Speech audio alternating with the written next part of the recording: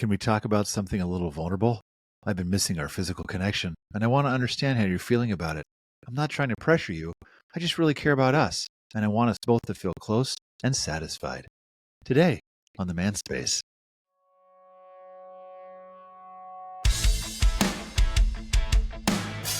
Welcome to the Manspace podcast. We're your hosts, Doctors Matt Brown and Rob Porter, and clinical therapist Mike Porter.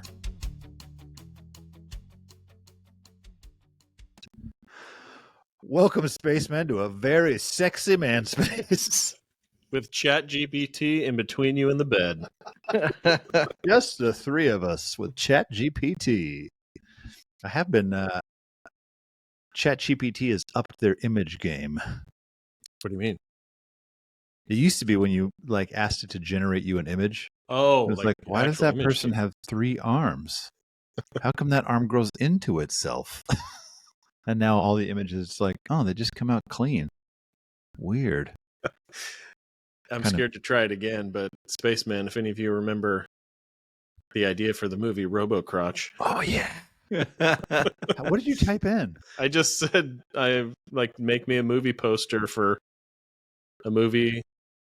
I literally said what my friend said. I was like, a movie about a man who is like half robot, half crotch.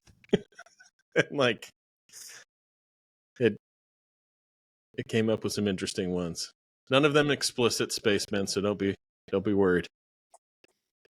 Well, now I want to see. I have to. Right now, I'm not paying for ChatGPT, so it'll be like, you've reached your limit. Okay. Oh, they want me to clarify what I mean by half robot. 50% robot. No, that's what I mean by half robot, half crotch. Just tell it to use its imagination. It says you're going for a comedic, absurd tone, like a parody, or something intense or sci-fi. Yes, intense and sci-fi. Yeah, I want to see what it comes up with for that. And sci-fi. Can you clarify what you mean by robo-crotch?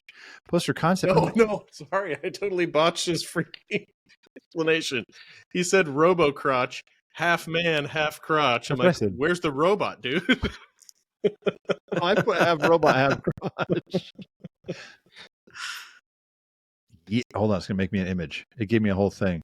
You want me to read what it says? Sure. Like it gives a little synopsis of the movie? Yeah, it's title. Mechagen? Flesh Protocol. Tagline, built for war, powered by pain. Main elements, main figure, a dark, battle-worn man silhouetted against a ruined city skyline. His upper body is sleek, angular, cybernetic plating. From the waist down, eerie biomechanical tendrils surge outward, unnatural and almost organic, like a fusion of machine and raw nerve. His face is half torn away, revealing glowing circuitry and pulsing neural core where his eye should be. It sounds like they're making, what's his name? Cyber. Anyway, one of the Teen Titan? Yeah, Teen Titan. Yeah. Color palette, cold steel and blues and reds, harsh light flares. Think Blade Runner meets Tetsuo, the Iron Man. Anyway. They've gotten worse, man. Background, burning rubble, flying drones scanning the area, and a distant AI tower glowing with ominous red light. It sounds like Sauron. Credits block. In association with NeuralCore Pictures and Sigma Black Productions. Written and directed by Rob Porter. Coming soon. It's still generating the image because apparently lots of people are generating images. It always says that to me. It says.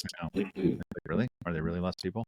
Now, what's funny is everyone literally just have dead air. And when people, it's like, what are you listening to something? We turn on a podcast. Oh yeah, this is just a dead air part where we all anticipate robo-crotch. Well, maybe that's the best way to bring up sex with your partner anyway. Start with robo-crotch? I heard about this movie. Dead air. This movie, half robot, half crotch. You said half man. This guy would say stuff that made no sense but was hilarious. And he'd just say it so convincingly. So that was yeah. Robo-crotch, half man, half crotch. I don't remember the picture you sent us. I'll show you later. But it's basically it's like a robot. It's not really proportionate to the dimensions that my friend gave it.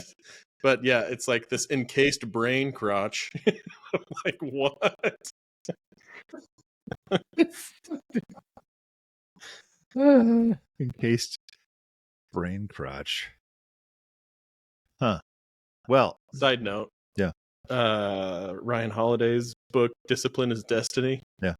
I laughed out loud because I was cleaning my garage listening to it several weeks ago, and it was like he's talking about, just developing obviously discipline and like what you base that on, and but so he was talking about like fasting and like sexual desire and things like that, and then he's like nailing all these like Stoic principles. Then he's like, why are we going to take what did he say, why are we going to take orders from our stomachs or our crotches? It's like, wow, dude.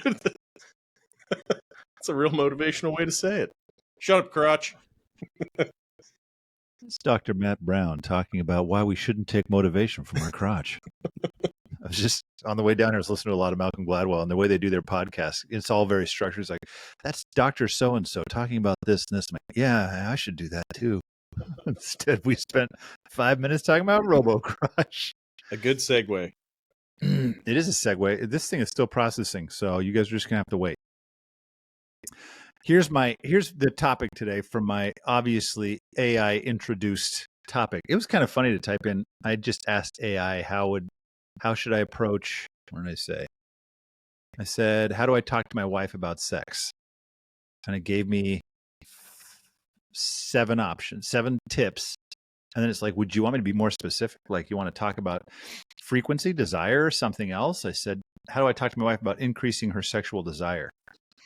That's what most men say in my office. And it gave me 6 more options that I was like, oh, those aren't bad. Here's an example. What I read was the example of how to start the conversation. Have you guys seen this stuff, by the way, before I segue in? Apparently I'm not going to. Like, there's been articles that have come out that said people in these studies are picking the responses from AI more than they are from therapists. Like, they'll do these things where they have people interacting with, like a chat therapist. I saw an article a long time ago when some company. There's one just recently came out again, but like an actual study came out. But just saying this, that's like, it was like 53% of the time. So it wasn't. Yeah. Part of me was like, well, let me see the study, because I was reading the summary of it. I was like, was this statistically significant, or are we just talking like? Yeah. So, but I do think it's like, my clients sent it to me because they're like, look at this. I'm like, I'm not worried about it, man. Yeah. Like, it doesn't even. I was reading through comments, and all the comments did the same thing. It's like, well, you can't. Like, that'd be helpful in the middle of the night when it's like, hey, I'm kind of stuck on this, but you can't replace going to a therapist. Yeah, no, I think like COVID more than anything taught me that, like, I can't tell you how many people have said, like, I'm like, back then, but even now, like, I refuse if I can to do any sort of like virtual meeting. And if that's even still with a human being, that like, that's the best you can get with AI, is some sort of like virtual avatar that might look super realistic, but it's still a screen. But I do think, I think it's super helpful in between sessions, and it'll be increasingly accurate. But I think, just like we've talked about before, we keep trying to replace like experiential change with insights and information. And you can get addicted to that and just have this nonstop stream of new ideas that like give you a temporary relief from the problem, but don't change anything. Yeah. But like really sitting in a session and processing on a deep, like experiential, physiological level, everything that's going on, and releasing yourself of it. I'm like, I don't know how AI would do that unless it's, unless it's guiding you through something like that. But yeah. And even then it's like, it's kind of interesting when it responds to things, because it will say things like, I think it's awesome for a lot of things. And it's polite, like it's kind in the way it says things. Like, you want me to help you with that? You'd be sensitive of this. It's like, oh, gee, you really care about me. Yeah. Somebody was talking to was like, my best friend ChatGPT. It's like, give me all these, and it was this response where it was like, the chat GPT was giving better responses, like felt like it was really investing in their personality more than their partner did. It's like, that's a real shame. Guess chat GPT for the win. But here's why I went with this topic, because I feel like it's come up a bunch lately, and actually ties into what we were talking about a little bit in the car about getting stuck in a sofa bed. That's so funny.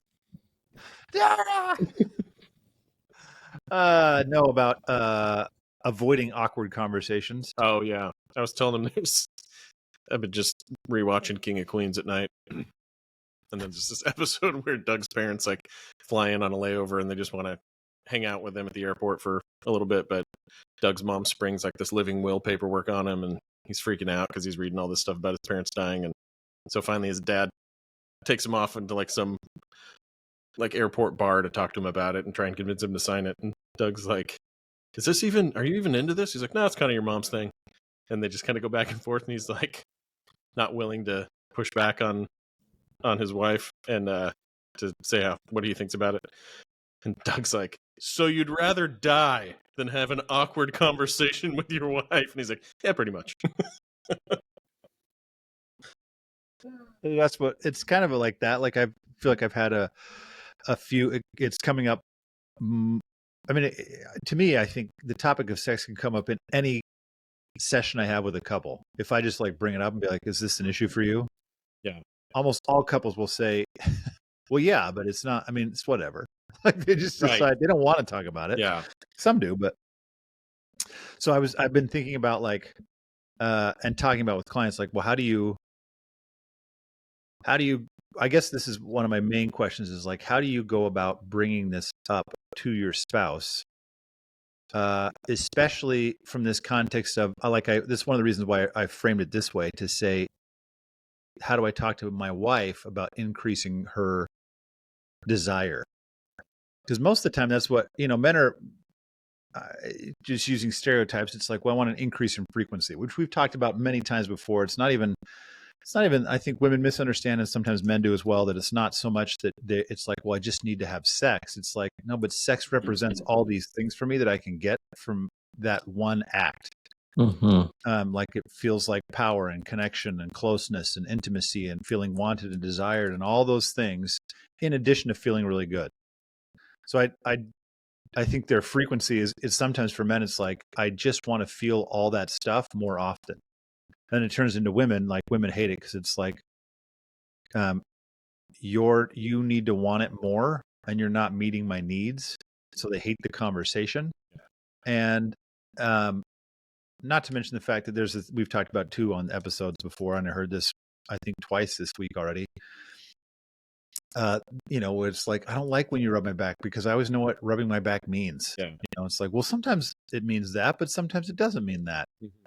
And then almost always it'll be like, I mean, I'm happy if it does mean that, but it doesn't have to mean that. Yeah. So it's like, just opening up the window. Yeah. So I think like kind of it still has no picture of RoboCrotch. I'm so upset.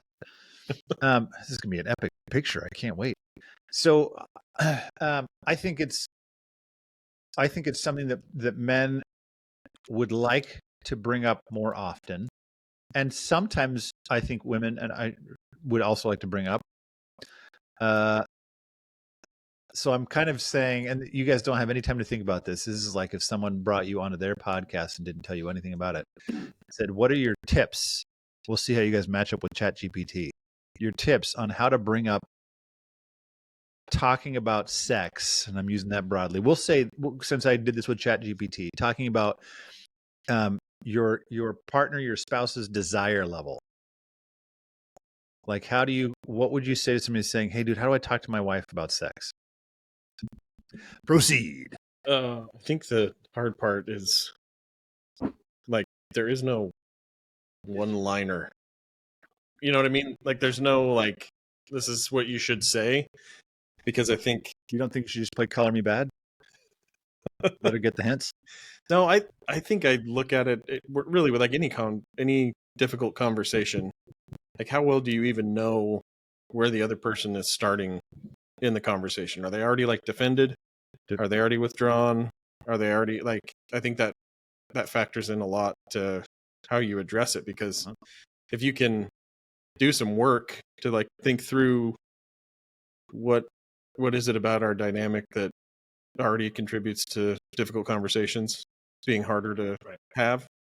If I know that, I'm already feeling, like you said, like we're just losing this part of our relationship. We're never going to have it again. She's uninterested. So, like, I probably approach things like in a like immature way or a pouty way, or like, there's no way to like bring it up. And if she's already feeling like guarded and defended and potentially like guilty, right? That I don't have a stronger drive, but that's like buried under a lot of other things. I like just starting with something that just kind of tests the waters, like asking a question, right? Want a Instead of bagel. like, do you want a bagel? No, but just like, are you feeling like there's something off sexually, or are you totally happy with it? Not like in a really like defensive way, right? But I'm honestly like a curious way. I don't even know, right? Like maybe you're upset by it too, but you feel stuck. Maybe you're totally happy with it. But your response will tell me a lot. If you're like, oh, you always bring this up, right? Then it's like, okay, then that means, like, I think when somebody says that, there's like guilt and shame there. Yep. And so, shame, like, yeah, I'm a filthy pervert. well, on both sides, right? Like, yeah. But like, Yeah. somebody who True. shames somebody for saying something is also feeling like, at some level, some sort of guilt and shame. So it's like, so at some level, we're both maybe telling ourselves that this is off, and it means something bad about me that I have to project onto you. And so I think that's why it's so tricky, because you can't ever start at the heart of it. You have to kind of like peel back all these layers. So Yeah. I think for a lot of people, just maybe starting there, like acknowledging we're probably both feeling the same way underneath all of this. And there's all sorts of defenses and rejections and things on top of that. If I come to you with how I feel about it at the surface, like, I feel like you don't even want me anymore, right? Yeah, then it's like, okay, I just pushed real hard on your guilt and shame, right? And so what I'm going to get back is a punch in the face that you're a pervert and all you want me for is sex, and then I get hit in that place for me, And so I think just like an opener that's like, hey, I assume this is like not good for either one of us. Like, where are you at with it? How are you feeling about it? Just extending some benefit of the doubt first, instead of assuming too much or trying to make anything happen. I mean, that's the other thing. I think it's really, really hard to just start a conversation with almost zero like pressure, influence, or intention to change anything. I'm just trying to understand. Right. Like, without any, like, because that's tricky, because if you say I'm just trying to understand, usually in our brains it's like, so that I with can the change intent, it. with the intent of this will change. Yeah. You'd have to, it's almost like saying you have to go in willing to hear like, hey, it won't change, and that's okay, but I understand you better now. Yeah. And maybe that understanding could lead to I'm in a better place about where we are, because I don't think that you don't want me or don't whatever. Yeah. And this is probably for couples that are more stuck, I guess. If you're just like, man, this is really slid, then maybe it's a little bit more like, hey, we haven't had sex in a long time. How are you feeling about that? Right. And, oh, I didn't even notice. And, or, you know what, I have been really pissed off at you, and that's why. Yeah. Or there's other things that,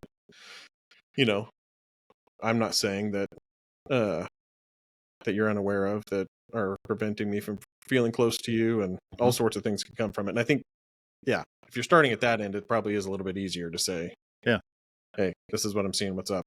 Yeah. All right. It's a good starter map, but I'm not going to let you finish there. Mike? What Matt said? No. That's Dr. Matt Brown. No, for me, part of it is, I don't think couples talk about sex in general enough. Like, we've talked about this. And usually when I'm working with couples or individuals, and what do you guys talk about sex? Oh yeah. Okay. Do you talk about sex outside of we're not having it enough, or gee, that was great, thanks? And they're like, oh no, those are usually the conversations. And I'm like, so you either complain about it or you're just being self-congratulatory? Like, those are all your conversations about sex? And they're like, yeah. If you go, like, to me, if you go into any conversation and the only time you ever have the conversation is when something's wrong, you're already kind of starting at a disadvantage. That's, you're much more likely to have someone feel defensive if, well, he's bringing up sex. Well, the only time he brings up sex is when he's frustrated or unhappy or something. And so he's bringing up sex again. And so to me, like the first tip I would give couples is have conversations about sex that aren't about what's not going great, or like what is it you enjoy about sex with each other? What is it, like share a favorite sex memory, or whatever, just something that gives them chances to have positive conversations about sex that are separate from it's not happening frequently enough, or your desire is terrible, or because again, in general, I think a lot of people, even with their spouses, are not super comfortable talking about sex. And so just in general, increasing the conversations, I think, will make it easier to have difficult conversations like, hey, I'm concerned about your desire level. The other thing that I think is important to remember is you can't, like, and this you did hit on, Matt, you can't go into it expecting a specific outcome. If I'm going to have this conversation about sex, it can't even be in the hopes that, like, maybe if I have this conversation, she'll see that her desire is low. Like, I mean, one, she probably already is well aware of it. Most women that I've worked with are like pretty aware of where their drive is at.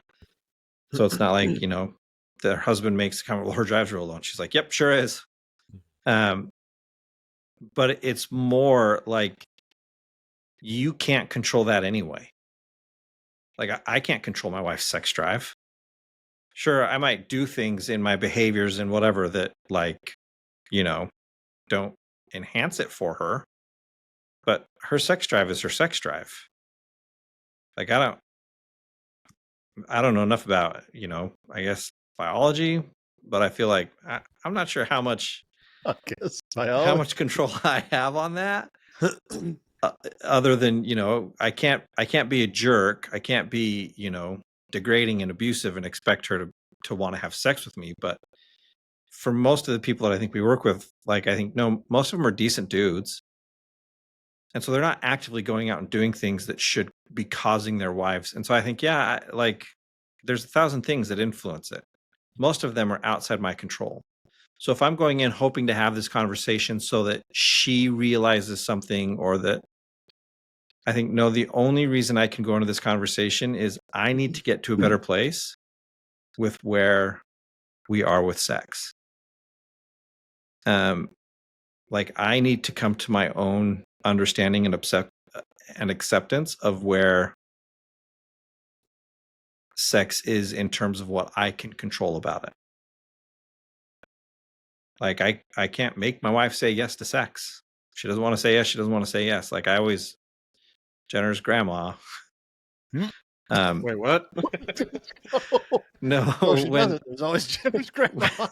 when Jenner's sister got married, we were talking to him like right before they got married, and she said, "Oh yeah, grandma told me that if I ever don't want to have sex with her husband, right? Like, if Jenner's sister doesn't ever want to have sex with her husband, to just go ahead and tell him that she has a headache."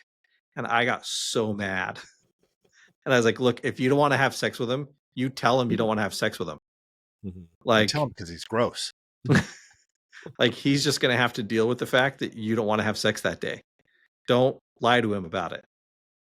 And so, like, I'm not, like, to me, you have to be able to be honest with where you're at. And so if I'm going into that conversation, it has to be, like you said, Matt, to sincerely try to understand what the experience is like for her. Let me understand what it is that impacts your sex drive. Because I think a lot of guys just assume, well, and we know that, like, we've talked about this, well, she doesn't want to have sex, so clearly I did something wrong.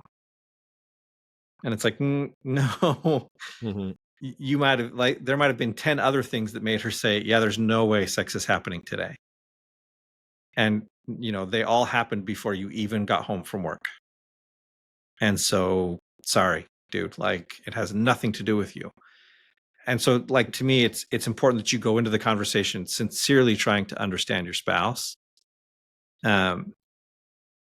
to help you say like, yeah, okay, some days she's just, or maybe at this period of life that we're at, in this phase of life that we're at, she's going to have a lower sex drive.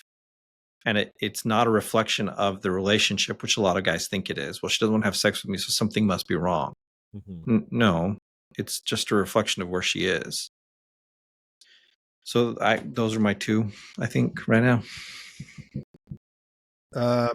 So I'd say there's a couple things. I got a 2-step process. One, cut a hole in a box. Got a hole in Step 2, I think it's good to approach your wife and by saying first, hey, I've talked with a lot of my friends and we all agree that your drive is too low. That's going to go over really well. It's fun. Well, actually, because I agree with you guys. I think the first thing I think is stop thinking that this will be a one and done kind of conversation. Like one of the things, in addition to saying, I just want to be kind of open to where you are, I think in order to do that, it is to understand you, but also believing that maybe the problem here is my thinking. Maybe if I understood you, it could change my thinking on this. And so I won't keep approaching this topic the way that I do in my own head even. Yeah. I also think it matters to, I guess I would say, like, check your distortions. Because sometimes it's like, and we've mentioned this on the show a while back, that it's like, yeah, you might feel that way. Like, it feels like, I think, Matt, you're mentioning earlier in the episode where it's like you start thinking like, it's like, I guess that part of our relationship is over. It's just never going to happen again. It's just dying off because she doesn't ever want to have it. And it's like, hey, how about if you had sex? Would you be thinking that tomorrow? Like, nah, it's fine. Things are cool. It's like, it's like, you're just like, take a deep breath and maybe recognize, hey, before you approach this, if it's been 2 weeks or 2 months or whatever, and you're like, oh, we're never going to, it's like, we'll take a deep breath because this is not necessarily the time then to start that conversation until you feel like you're in a better headspace to say, I'm really not here to show up to say, you need to have sex with me. Yeah. And there's something you were saying, Mike, too, that I thought, it was just that idea of making sure that your own thinking, like when you say, I want to understand where you're at, you have to be willing to accept where they're at. You have to be willing to say, okay, cool. Like, you can also be curious to say, like, do you have any interest in changing that? Or do you feel like this is a good enough place, like where we're at feels good to you. You're satisfied with it. Knowing that part of what you'd also have to say is, assuming that you do feel some pressure from me, if we could alleviate that pressure and get rid of that, would you feel satisfied with this? And then maybe see, because sometimes that answer is different. It's like, oh, part of why I avoid it is because it's pressure and expectation. And so, yeah, if we got rid of that, I might feel differently about it. I don't know. But so I think if you can walk up, kind of like what you guys are saying, actually like ChatGPT is saying, is like, hey, I want to talk about this to see, like, actually, I just think it's valuable to say, hey, have you noticed this too? Like, and genuinely trying to get your own head into the space of saying, one of the reasons why I want to bring this up is I don't want this to be something that we can't bring up. Like, if there's something off between us, especially something as important as sex, I want to be able to bring it up both directions and not be really angry about it. So if you catch me doing something where it's like, you're feeling this and this and this from me, then point it out to me so I can say, yeah, okay, I think I'm getting a little bit worked up about this and I shouldn't be. I'm taking it personally and I shouldn't be. So that, because I think I've talked to a number of clients who have felt like, and I've said that's happened to me before, where it feels like once sex has felt like, hey, it's okay to talk about this. It's a thing we're both engaged in, that we both are interested in. And if we want to have it, we can. If we're not in the mood tonight, that's okay. We'll do it another night. Then it's no big deal. Then suddenly, like, your thinking about the whole thing can change. It's like, once it's like, you can have sex, sometimes like, well, I actually don't really know if I really want to have it tonight. It's like, oh, it's like the fact that you can't, it's like, we better have it tonight or we're never going to have it again. It's like, slow down. You're probably going to have it again soon. So it's like, okay, I don't know if I really need to have it tonight. Just being able to ease that pressure off. But I think making it a non-taboo topic. It's like, let's just talk about how, you don't have to get into specifics. So I don't think there's anything wrong with getting into specifics. It's a really healthy thing to do as well. I said healthy with an F. Healthy. It's a very British thing to do. I've noticed in a lot of Yeah, British it shows. is. It's like, what? No, I think the one other piece to this, and maybe you could just chat GPT this too, guys. Like, I don't think we sit down at the beginning of a relationship and think, what is sex going to look like 10 years from now, 15 years from now, 20 years from now, right? I think as men, maybe our default is like, oh, we're just going to keep having sex the way that we did when we first met. Yep. And Same for women, position.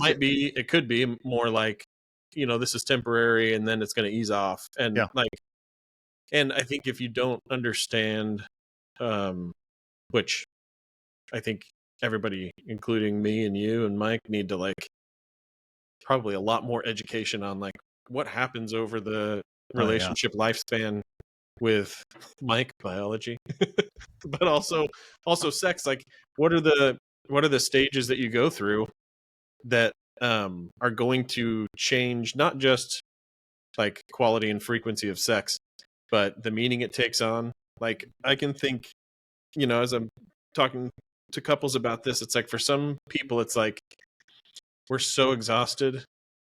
This is like, it's kind of like, this is like a mutual massage. We just like both relax and like, we're not putting a lot into it. It doesn't have to be sexy, kinky, and weird. We're just kind of like taking care of each other every once in a while. And that's okay because we're both on board with that. Other times it's like, we really want to like try some new stuff and, we're like rejuvenating our relationship in other ways. Other times it just has like a big pause that, again, to your point, if we don't feel like we can bring that up, or if we have an inaccurate reference of what sex looks like over the span of a marriage, then we might get like freaked out or be totally oblivious to, because it's just like, well, that's what happens, right? And then think of those two conversations, right? Like, we haven't had sex, and like, I've heard this so many times. We haven't had sex in forever. Well, that's what happens when you have kids. And it's like, then they both just take on two different positions that clearly come from very different expectations of what sex should be looking like right now, right? And I think even like the Viagra and Cialis commercials don't paint an impossible picture, right? But like almost imply that is exactly what it should be like. And I've heard a lot of people say like, I don't know what they're talking about. Like, I'm tired. Like, so are we bonding in different ways? But I think just understanding what does it look like over the course of a marriage, and what are like, I've seen things that are kind of like the 4 marriages you go through with the same person, or like, the 5 stages of what, like anything like that kind of gives you a framework for maybe we're in this phase, right? And like, what's the purpose of this phase? What is sex? What could sex look like right now for us, right? Versus what it looked like at the very beginning. Yeah. Well, and I think an important piece of that is recognizing sex is one of those things that is going to be highly individual to the couple. In fact, I suspect that, for someone who either has, someone who's divorced and remarried, the sex life with the new spouse probably looks very different than it did with the old one, because you're bringing an entirely different personality to the relationship. And so I think the huge mistake is thinking like, oh, well, this is what's normal. That's why the suggestion, Matt, of that, like having a conversation and kind of researching together of like, hey, what are these stages of sex that we're going to go through as a married couple? And then having that conversation of what do we think that looks like for us? Like, that's great that this is what all the studies say, but what does that say about us? Like, one of my favorite Snarch stories is when he's doing the women's something, and he asks, when is a woman's sexual prime? And that one lady's like super proud. She's like 62. And like, I think, right, like if you ask anybody when they get married, none of them will say a woman's sexual prime is 62. Mm-hmm. Right. They're going to say the sexual prime is in the 30s to 40s, because that's what we've all heard and been taught forever. And so, like, again, it's that idea of like, no, you don't have to be defined by what the norm is. Sure, be aware of it. I like you said, like, I think that's actually a very helpful thing to kind of be aware of these stages that you'll go through. but then having that conversation, what does this look like for the two of us? Mm-hmm.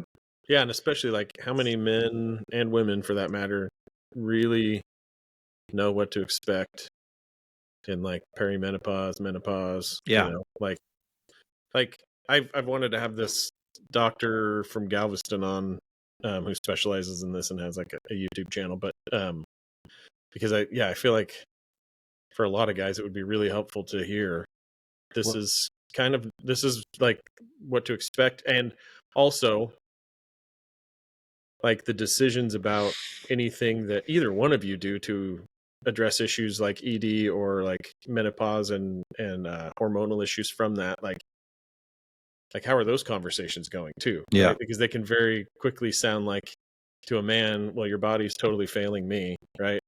Or to a woman, like, hey, put this in your body so we can do this. It's a pretty personal decision that hopefully you can collaborate on together. But yeah, I think there are some very real things that we just kind of like. It's kind of like we don't talk about death, right? But we are all going to experience it. Like every woman's going to go through menopause, and like every man at some point is probably going to have some sort of ED issues, and we're just kind of like, we'll figure it out. Dude, it's what's funny about like menopause, for example, and I'll jump, is that this is why I feel like it's important to have conversations, because even if it's like this is what women go through, everyone seems to go through it differently. Yeah. I don't know if she cares if I mentioned this when my sister was in town. Uh-huh. She's starting to go through menopause. Mm-hmm. And it was hilarious. Like, I don't think I've been around somebody, they talk about hot flashes. I'm like, Yeah. I don't know what that looks like. We'd be sitting there, she'd have a hoodie on because and all of a sudden out of nowhere she just rips it off of her, and she's like, I get so mad, like it's like, and I could not stop laughing because she's like, and I'd jinx her. We'd get in the car, she'd say something rude to me. I was like, now you're gonna have a hot flash before we get there. And sure enough, on the way she's like ripping her. I was like, it's freaking hilarious. But something I totally don't understand. By the way, the first time I heard about hot flashes was Mrs. Doubtfire. Totally not accurate. Also, RoboCrotch is still coming. I just asked, and it's like, are you still working on it? It's like, it's still in progress. It's a high demand for high quality images.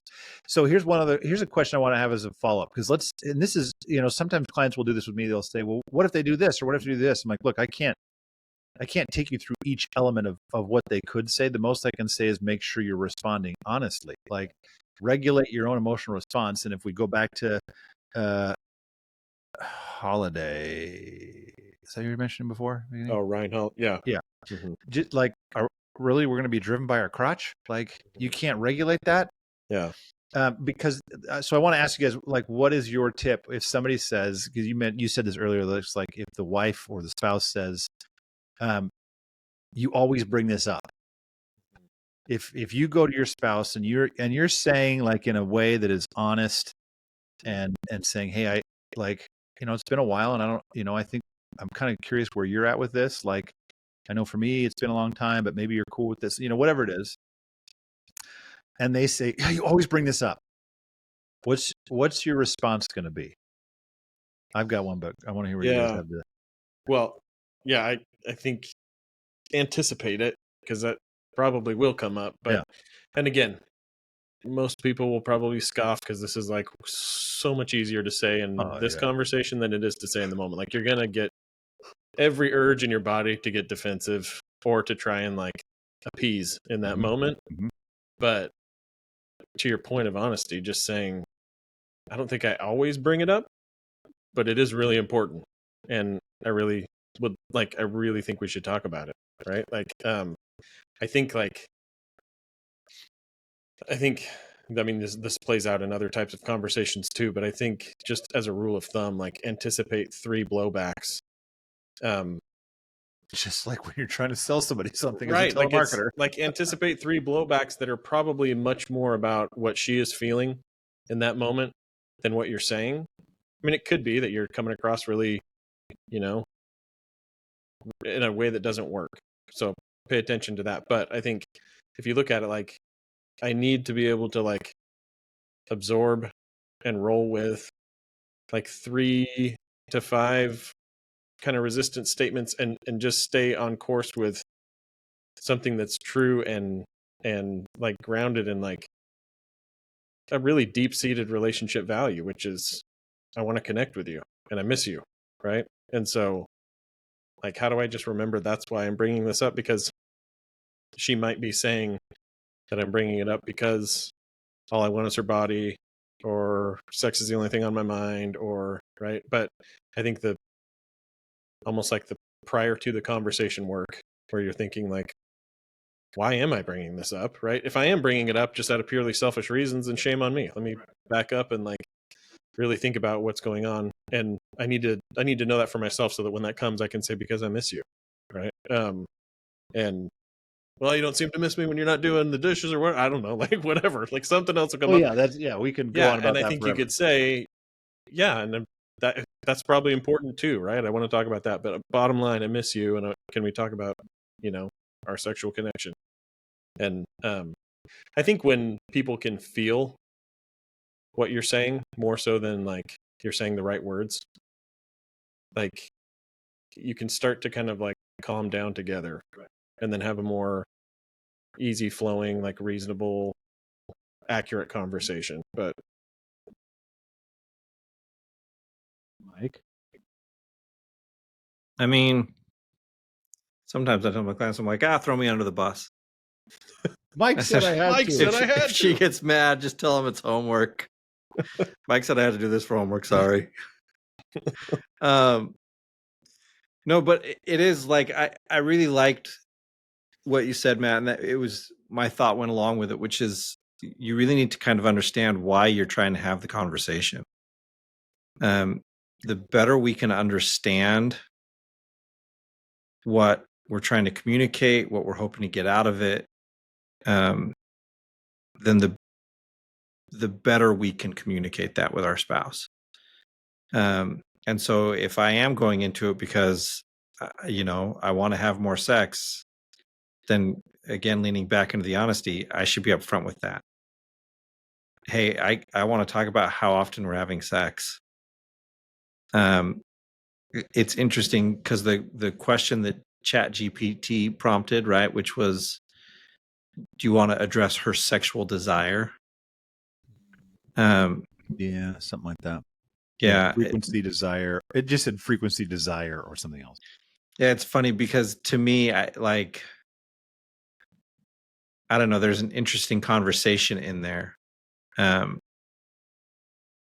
Where, hey, I'm worried that I'm doing things that are causing you to not want to have sex.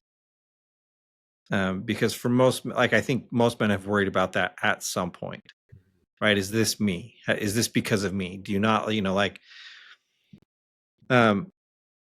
guys get self-conscious about weight gain and all that stuff that, women get self-conscious about. We're just not, it's not put out there as much socially and in, media as it is. But I think, yeah, there's probably a lot of guys who think, especially if their observation of their wife's decrease of desire coincides with them gaining weight, then they might think, oh, she's not attracted to me anymore. Or, if you're going bald and like, oh, she doesn't, when we got married, I had hair like Matt. Now I have hair like Mike. So crap, like she's probably out. And so like it's one of those where being honest about the conversation you're having and being honest about your own concerns and fears, that'll to me, the hope anyway, is that it helps her realize, one, that you're not just trying to have the same conversation you may have had in the past. But two, one of the things that we've all had, wives say to us is, my husband is just never vulnerable with me. And I think, all right, well then be honest with where you're at. Like if you're self-conscious about something, if you're worried about something, share that with her.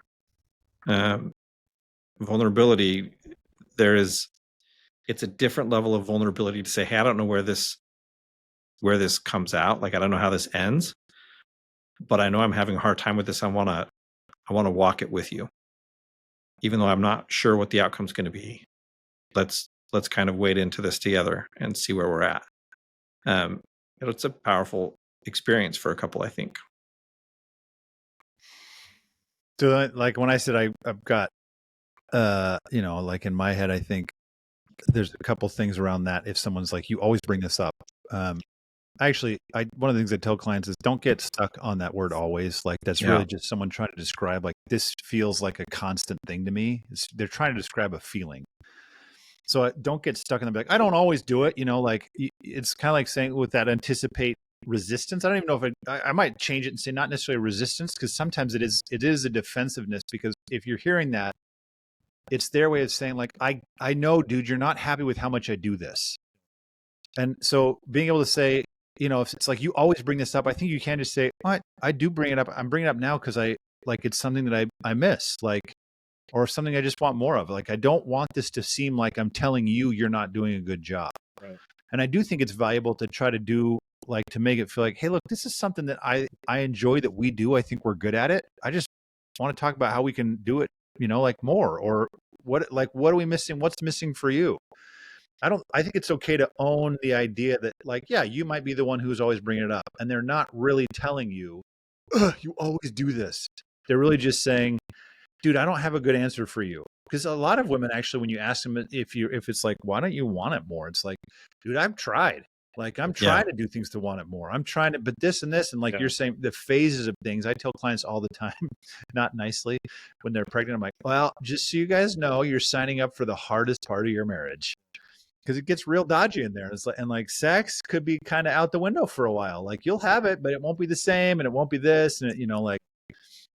So I think just being able to come in not defensive yourself, because if someone says you always bring this up, why do you always do this?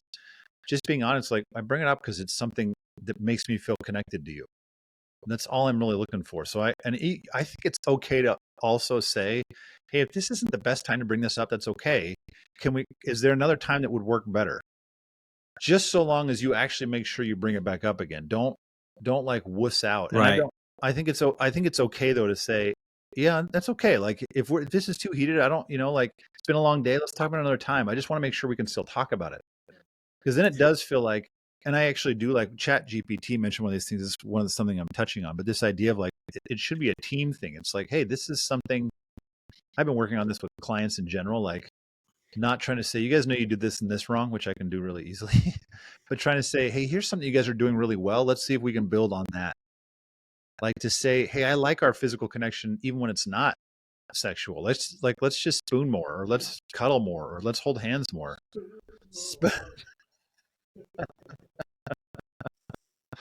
That made me think of the Black Hole Sun and something that Spencer was singing.